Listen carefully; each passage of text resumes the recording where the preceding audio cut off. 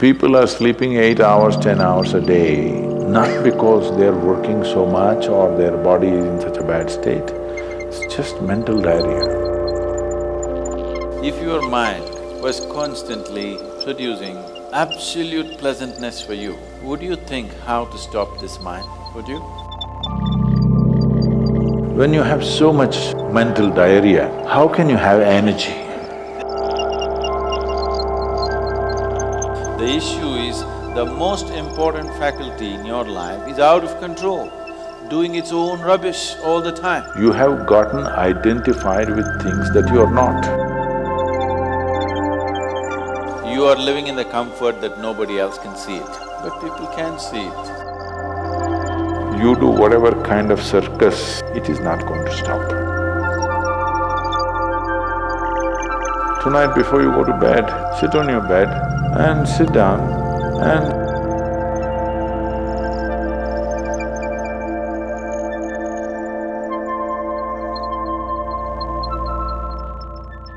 is it possible to do it without using specific mudras, whatever? Yes. These are all small help, little assistance.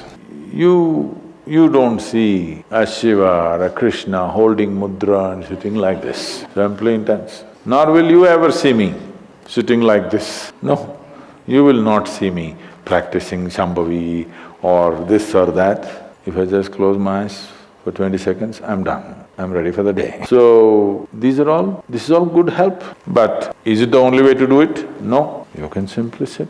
If you learn to simply sit, you will become tremendously intense. Right now, your energy is simply expended by doing unnecessary, endless activity. When you have so much mental diarrhea, how can you have energy? Suppose you have diarrhea, do you see how weak you feel? Yes or no? Right now this mental diarrhea, that's why people have no energy. They want to just eat and sleep all the time. Because mental diarrhea is very exhausting. If you have physical diarrhea, you know how exhausting it is. Yes? This is also equally exhausting. People are sleeping 8 hours, 10 hours a day, not because they're working so much or their body is in such a bad state, it's just mental diarrhea. It took millions of years of evolution to get a mind of this kind of capability, isn't it? Millions of years of tremendous amount of nature's work that today you have a mind of this kind of scope. And now you want to stop it. Why is it that you want to stop it? If your mind was constantly producing absolute pleasantness for you, would you think how to stop this mind, would you? No. It's producing a lot of unpleasantness. That's why you're thinking of how to stop the mind. This is the first thing, wherever you go in the world, this has gone so much into people's mind.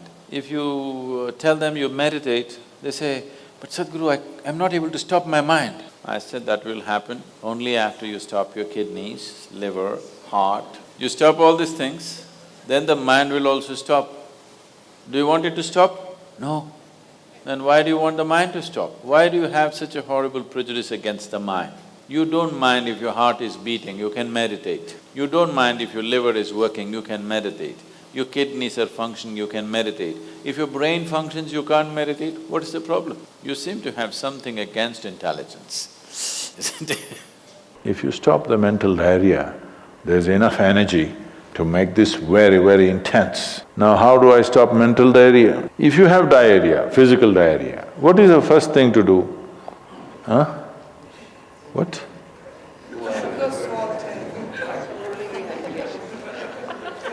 Yes, run to the toilet, I know that.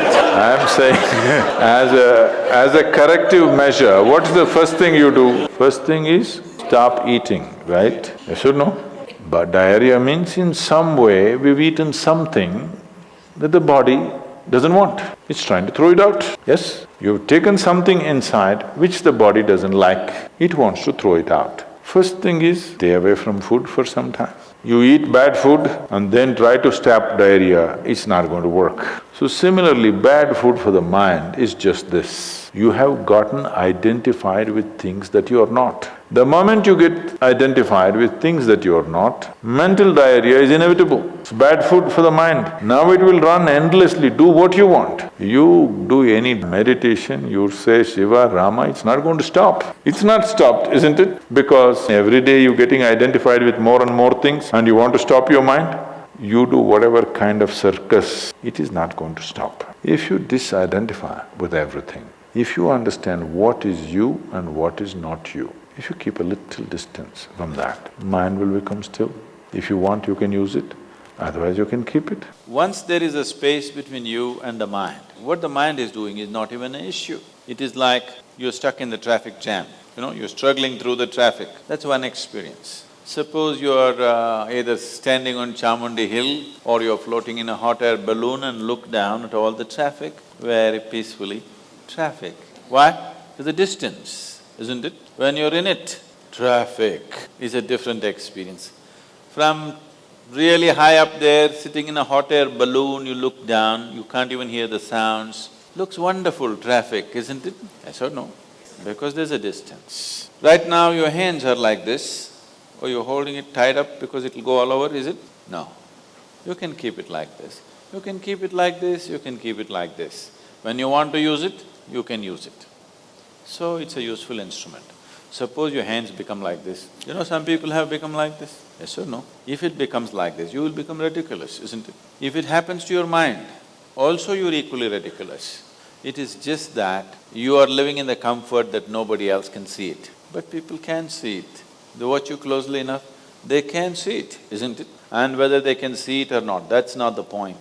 The point is, the most important faculty of your life is out of control. Doesn't matter whether they can see it or not, that's not the issue. The issue is, the most important faculty in your life is out of control, doing its own rubbish all the time, not doing what you want it to do. So, if you have to be freed from this ailment, you should stop eating bad food. Wrong food or bad food means you're identifying yourself with things that you're not. If you sit here, if you're not identified with this and with this, then you will see everything is just fine, then your mind will do what you want it to do. Otherwise, it'll simply hang there, and that's how it should be. A couple of years ago, I was in America and this is a very typically American question. This lady comes up to me and she's very angry. I've been doing this yoga for last 35 years, nothing happened. But you went and just sat on a rock and things happened to you. This is not fair. Where is that damn rock? She thinks it's the rock which did it.